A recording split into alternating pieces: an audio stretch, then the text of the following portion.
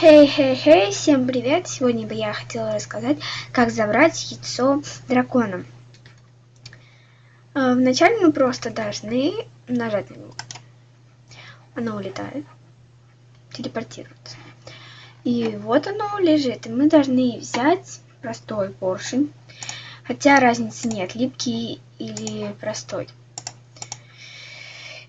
И рычаг. Кладем поршень рядом с яйцом. Именно что прям вот это деревянное попадало на яйцо.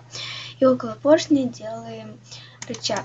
Когда нажимаем, у нас вот так яйцо получается, и мы его забираем. И получается, что у нас уже есть яйцо эндера. И возвращаемся. Потом у нас будут титры.